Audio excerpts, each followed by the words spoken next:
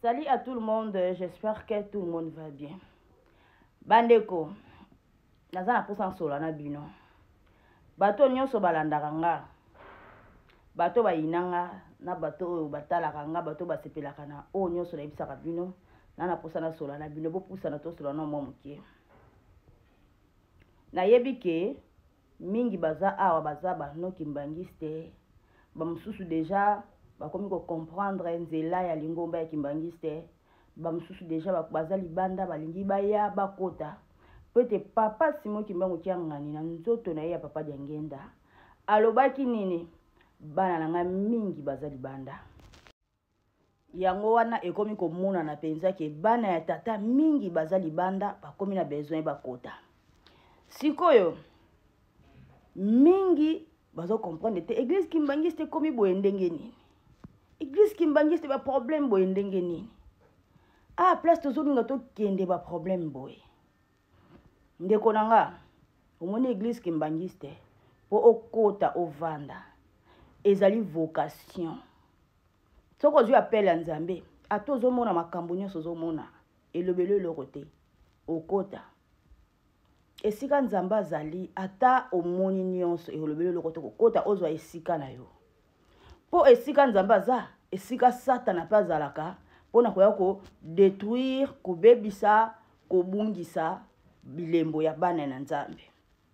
Sikoyo bomonaka ngande na lobaka awa batu mususu ba comprenaka langage na ngate bamonaka lokola na fingaka na lobaka mabe. Mais awa na émission na nga ezalaka émission Kimbangu Nzambe rien que la vérité. À part vérité eloko mususu na lobeza te na lobaka kaka vérité. Donc na lobaka kaka vérité oyo bima noko na nga ezali vérité.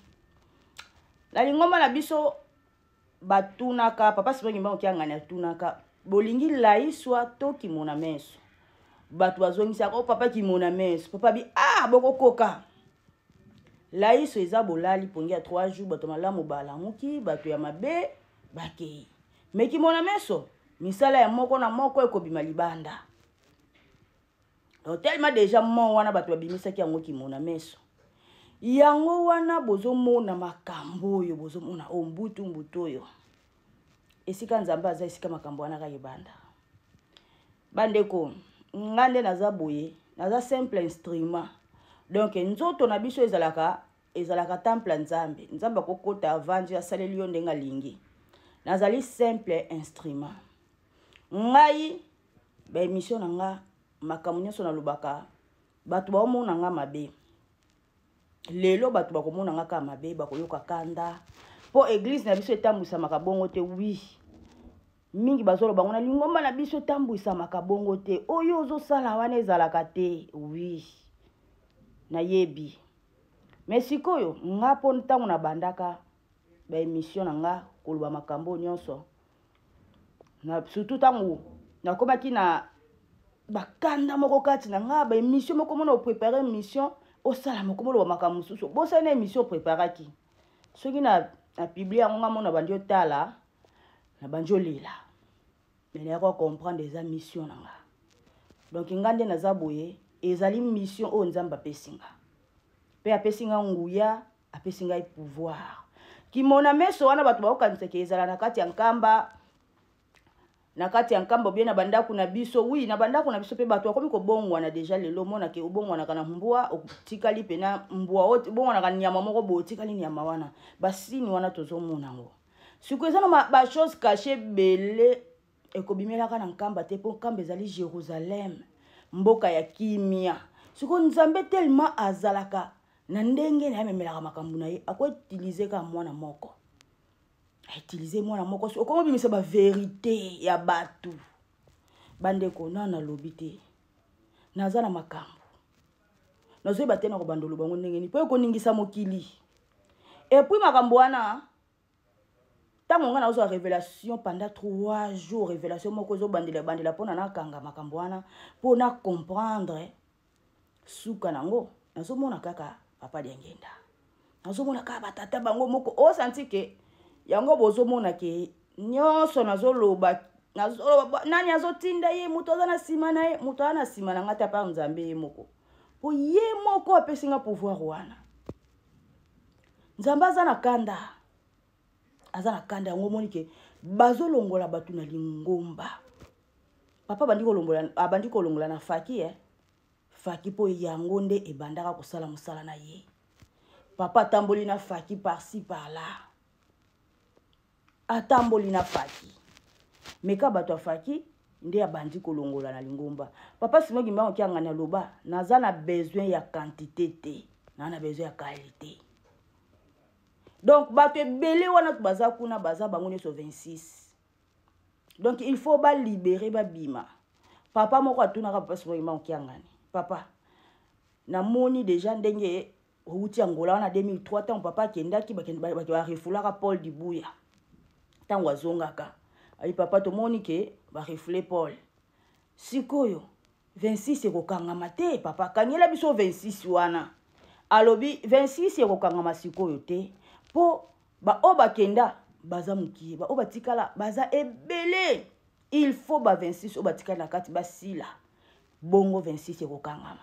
Na kokanga yango mena tikeli yango temps ba oyo baza na kati basila bongo 26 ekokangama. Milengela mituna yo moko na motema na yo oza 26 to oza mwana tata ba obana ne baza libanda ebele bazoya bazwa bisika na bango ngai lelo ba comprendre ngate même nkolo Yesu asalaka musala na bato ba comprendre ka ete ba finga ka ye baboya ka ba chola ka ye ba ye kolia nkolo Yesu peka ndenge moko mais lelo to mo tanga bango na ba Bible to kuma ko tanga bango na ba Bible to kuma ko tanga bango na ba Bible. Tokwana ba psaume de David. David azalaka nani? Mais tokoma kotanga tala psaume wana. Yango tochelaka motema. Tokoma kotanga bango na ba Bible. Sikobo kanisi na tangu ya molimo mosantu histoire ekozala te. Ekozala kaka. Alors, ngande na zabu na jouer rôle nanga. Yango bamonaki na vandi na Angola. Pembeni ya Lyon. Mais oh bona Paul Dibuya na Lyon. Banda pas pe moko kala baki liona léopard basé ko kangama. Alors, bo profiter. Po ata lion amonio na nzela na ye. Ako sala le côté pote loko wana. Ona tia kakati na bino ezali. Epesanga pouvoir. Na wuti d'Angola esika lion azali. Akokinga akokite. Angola ezamboka mokie par rapport ya Europe, ba Europe oyo eza bamboka mindele. Eza na bamboka mindele.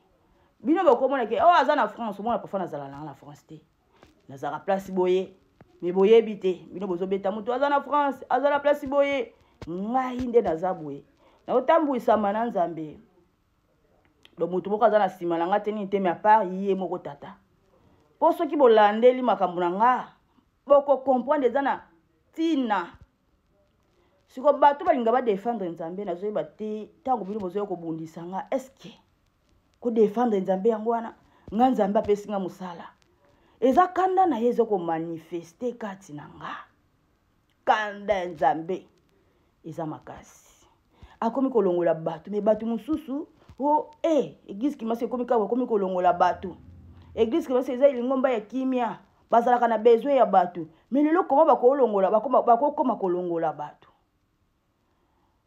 ebongisa makabongo Nzambe azaki na besoin na biso po ete abongola na bato ya mabe yango anda ekosangisa bato yango bayoki te ekomi na tango sikoyo arefule asanza bato ya mabe nyonso atikala na quantité na ye atikala na qualité na ye pardon et non quantité atikala na ba oya ye asala na bango po ete tozokota na mokili ya sika yango wana bozomona nyonso oyo alors so ozala kondima batela kondima na yo so mona bato bazobima so ozana mabe kende komi bongisa luka obongisa ozana kimia po kombo na bima na liste o bakobengana kati po ebandi na faki ekota na bakoral mosusu bande ko bangela likambo oyo so okutani na bato bazobengana etalio alors ngana yebisa bino ka likambo bato yo baza banoki mbangiste en tout cas so ozana appel ya Nzambe ato moni makambo nyonso oya kaka oya.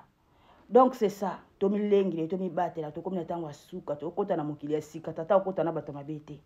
Makambo nga naza na ngweze ebele, so na banjango awa, mokili koninga na lisusu. Mais na oza yaka tata, ye moko guide nga na ndenge